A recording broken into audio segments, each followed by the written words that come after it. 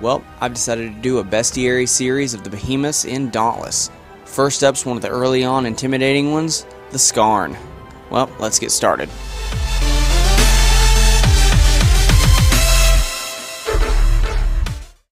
The Dauntless gameplay footage featured in this video was fueled by Player One Coffee. Coffee made by gamers for gamers. Use the link in the description to get 5% off any of your purchases. Hey everybody, what's going on? Before I get started, I want to say if you're wondering where last week's Friday Night Versus went, it is actually supposed to be processing right now on YouTube. I have re-uploaded this video 4 times now. I've also converted it, got rid of a watermark, changed the format of the file. I've done about everything known to man to try to get this thing to finish processing, but every time it uploads it gets about 37% and it sticks and it doesn't do anything. I've not been getting any help from YouTube as to why it's stuck in processing.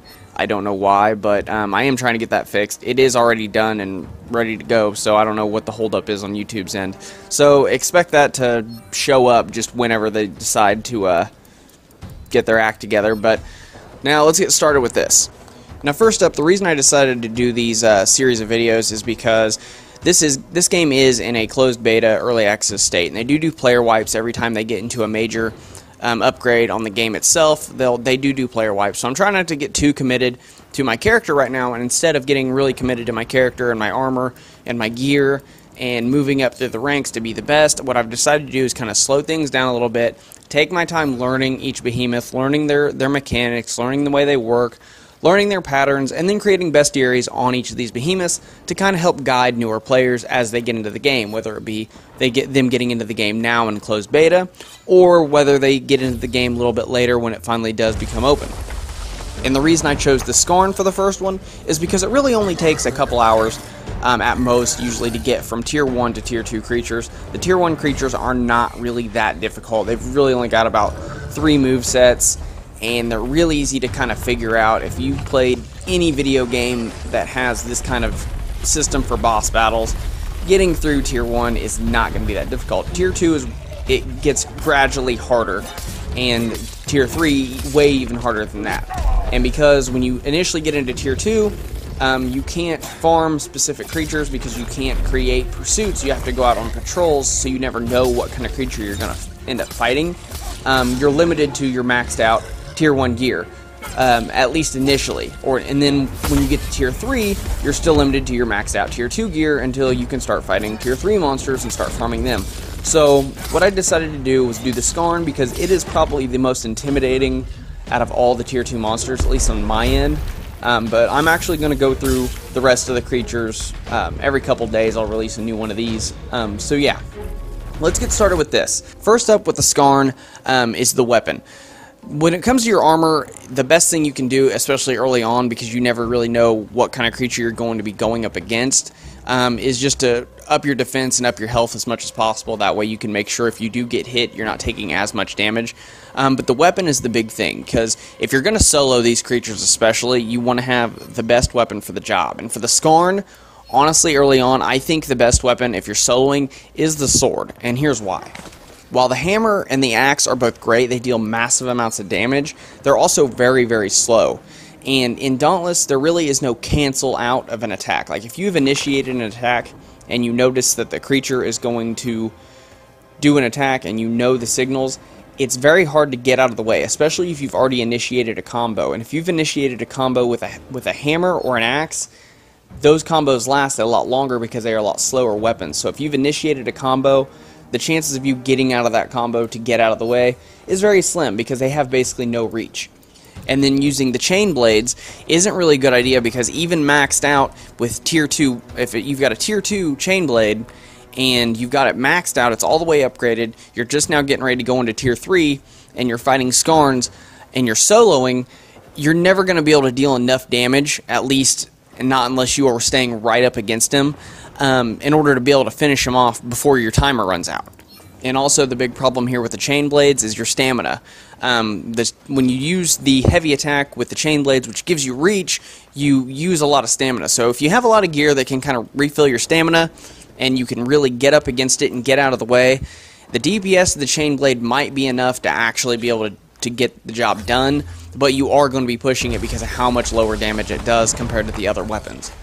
I prefer the sword against the Skarn just because it deals a good amount of damage, but it's not so slow like the axes and the hammers, to where initially you can get out 2, 3, 4 hits, see it getting ready to attack, and get out of the way. Now, when you initially find the Skarn, you'll see the 2 Aether pits. The Aether pits are usually things near a creature, and if you've already played the game, you already know this, you can get health from those. Now, the thing is, with the Skarn, he imitates an Aether pit. He looks like one in the ground, so it looks like you're running up on 2 of them. One of them will actually be the Skarn, and he will come up out of the ground. Now, usually, almost every time I've gone up against the Skarn, especially solo, usually what he does is he kind of roars out, and his rock plates will kind of come out around him like a mane a little bit near the front part of his body. And then usually what he'll do is he'll stand there for a minute after his plates realign, and you'll see little black rocks come up off the ground. Now, what that usually means is he is getting ready to do a kind of a tornado kind of move, where he spins around in circles, pulling everything near him, and it can deal a crap ton of damage, especially if he gets you early, because then every time you get up, you're getting hit again while he continues to do his attack. So when you initially see him, kind of keep enough of a distance at the beginning to see if he's going to do that attack, because if he does, if you need to, dodge roll away from him. Once you get a good far enough distance away from him, he can't pull you in anymore. Even if you're at just walking speed, you can walk fast enough to where he can't pull you anymore. So whenever you see these rocks start to come up out of the ground, if he sits still for a minute and you start to see it, as soon as you start to see it, get as far away from him as possible. Now, the best place to attack at the Skarn, for me, is near his hind legs and his tail. You focus on his hind legs and his tail mostly because his tail's so stubby. He has 2 different kinds of side swipe attacks, where he falls over to the left or the right, trying to fall on you. And if you stay near the tail and the hind legs, usually he gives enough of a reaction to where you know he's going to do it. If you're near the hind legs, you can roll to the left or the right and be way out of the way before it actually hits. Now, after so many attacks, the Skarn will usually hop up on just its hind legs. Now, this is actually preparing for a double stomp attack, where he actually stomps straight down with his front paws, and then either turns left or right and stomps back down again. This can deal a lot of damage, especially if you're underneath of him, but when he does this, what you want to do is you want to attack his hind legs with about 2 to 3 heavy attacks with the sword. This will usually trip him back, and he'll fall backwards. Now, make sure whenever you do this that you don't stand directly behind him attacking, because if you're too far behind him when you actually attack and he falls backwards, he can land on you, and that can also hurt you. Now, the good thing about it, though, whenever he does fall over, is he actually will lose some of his rock shell protecting him. So anytime you see that happen, try to dodge roll into him, but make sure you keep enough stamina to where you can dodge roll back away from him once you get a couple hits in. But hitting him when he has no shell on him will actually deal more damage and help you get him killed a lot faster. Now, one thing to watch out for, a lot of times you'll see him sniff the air. What this kind of is him trying to figure out where you are.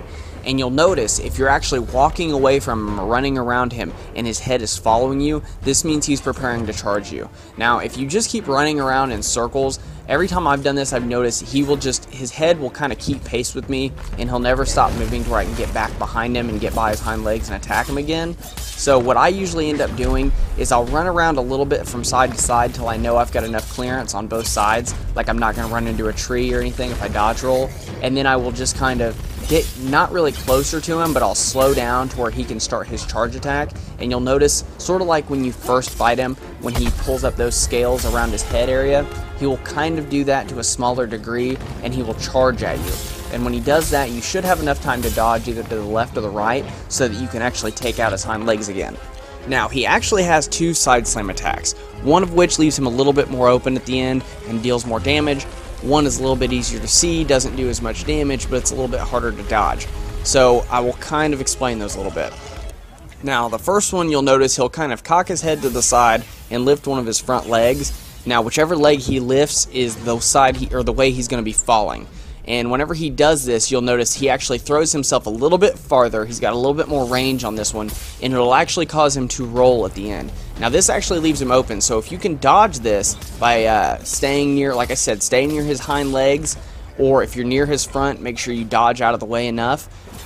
Whenever he does finally do the roll, close the distance with him, because what it'll do is whenever he hits the ground and rolls, it'll actually pull some of his plating off. So when he rolls, he'll actually be exposed, and if you can roll into him and kind of close that distance fast enough, which is where stamina comes in, another reason I prefer the sword over the chain blades, you can actually do some good damage to him from the underside whenever he does this roll. Now the next one is a little bit easier to tell he's going to be doing it, but it's also got a much faster action time, but doesn't have nearly the range. Now this one, you'll see his plates will kind of come up off of his back a little bit, and they will lean to the direction he's going to be falling. Now when he does this, he doesn't do the full roll, so he doesn't lose the plates. He does leave the underside of his belly exposed for a little bit, but he's still primarily covered. So this one, you've got a little bit less time to deal damage after he does the fall, but you can kind of tell he's going to be doing it a little bit faster, because his paw will lift, his head will arc, but also the plates on that side of his body will also lift up, so you can tell which way he's going to be falling. So, like I said, if you stay near the hind legs, you can just roll out of the way real quick, or even if you're near the front, if you roll the opposite direction, you can usually get out of the way pretty quickly. Now these side slams do sometimes have a little bit of course correction. If you roll too soon when he's getting ready to initiate the attack, sometimes he will course correct a little bit, so he can still hit you. You want to make sure you roll right as he's about to already drop. Otherwise, if he lifts the plates up and you roll to the side once, he will course correct sometimes and hit you anyway. So you want to make sure he's already initiated the fall before you dodge out of the way. That's why I say stay near one of his ends, preferably his rear end. It's a little bit easier to get out of the way, and his tail's not long, unlike the Drask or the Quill Shot, so you can get out of the way pretty quickly. Now last up is his Berserk mode. Now this mode's not nearly as bad as some of the other creatures when they go Berserk, but one bad thing with this one is when he does come back out of it, he does get his armor back. So if you've destroyed some of his plates in order to expose his skin, he's going to have rejuvenated this after he gets out of his Berserk mode. Now the best way to handle this, I found, again, is near where the tail is. Now it's a little bit harder to tell because when he gets into this Berserk mode, he's kind of like an armadillo. He kind of balls himself up, and what he'll do is he'll stay in that state, and when you attack a certain area for a certain amount of time, he will launch those plates out of that area in order to deal damage to you. So the best way I found to do this is if you can figure out where the tail is. Now you should already know if you've stayed near the tail for the most part. Near the tail or the head, if you hit him about 2 to 3 times with quick attacks, not heavy attacks, those are a little bit too slow, and you can't really cancel out the attack if you need to get out of the way real quick, which you will need to do when he does this. But you attack him about 2 to 3 times, just enough to kind of make him mad, and you'll notice he starts to shake a little bit. As soon as you notice he starts to shake, roll diagonally away from that area. Now what'll happen is he will launch plates to a pretty wide berth. I mean, it's pretty wide. He'll launch those plates out, exposing himself, and they will stick in the ground for a split second, leaving his tail or his head exposed, actually. So what you'll do is, once you've rolled diagonally out of the way, he launches those forward, and then as soon as those hit the ground, you roll back in, and usually you can use your ultimate, or it's not really an ultimate, I don't know what it would be considered, burn meter, whatever it is. It's a right bumper if you're using a controller. Use that on him and it will do some good damage, or you can hit him with a couple heavy attacks in an exposed area. You do that a few times and then he eventually comes out of his Berserk mode, but like I said, then he rejuvenates those plates and you got to do the whole thing again. But that's pretty much it. From my point of view, that's the best way to take out the Skarn. Now, everybody has their own armor and weapon preferences, and there are people that have been playing this game a lot longer than me. There are people that have been playing this game for like the last year and doing testing for it, and a lot of them are Monster Hunter veterans. So a lot of these guys have all these real thought-out strategies and ways to do these things. But as an average player, somebody who's never really got into the Monster Hunter franchise and just recently got into this and decided I really wanted to try this out, this is the best way I found to do it. You don't sacrifice stamina with the chain blades and have the high DPS but the low amount of regular damage. You don't have to worry about the speed of the axe or the hammer and getting hit because you can't move out of the way fast enough. This is the best way I found to do it. And I really only got hit a couple times in this match, and most of the time that was just because I really wasn't paying attention. So this, I think, is probably, in my eyes, the best way to do it. But let me know what you guys think. Thank you guys for watching it. I'm going to be doing another one on the Quill Shot maybe in a couple days. I might even do it tomorrow. Who knows? I'm still waiting on YouTube to process my Friday Night Versus episode from Friday. It keeps getting stuck on 37%, so hopefully they get that fixed here soon. But yeah, so hopefully you guys see that here soon. I'm going to try again to re-upload it and see if it fully processes. Every time I upload it, it gets stuck at 37% for about 24 hours. I've uploaded it like 4 times now already. I'm about to the point where I'm going to completely create a new project file in my editor and remake the whole thing, resync all the audio and do the whole thing, because I've tried converting it to different formats and it's the same format as all my other videos, so I don't know what's going on. I've also got another video that I'm working on. I'm actually doing it in stop motion just because I wanted to see if I can pull it off, so I've been working on that some today. But it's going to be an open letter to YouTube. I've been waiting for like 4 months now for them to verify my partnership and review it and get it going through. I've met all the requirements months ago and still waiting, as well as a lot of other smaller channels are waiting. Meanwhile, people like Logan Paul and Jake Paul, they get attention every 5 seconds. So I am trying to get that going through so I can do more stuff for the channel. Right now my upload speed is terrible. I'm really trying to get my upload speed and my internet upgraded. That's why I'm hoping for this partnership and a couple other partnerships I've applied for so that I can actually, you know, upgrade my internet and do more things, do sponsored streams, and do the things I would like to do for this channel in a more timely manner and be more on a schedule. But with my internet speed being so slow, sometimes with some of the things I have to do, getting a video uploaded sometimes takes a full day. So hopefully all that goes through. Hopefully YouTube gets their head out of their butts and gets my stuff processed and gets everything done, and hopefully some of these other companies I've applied for partnerships with will also pull me aboard.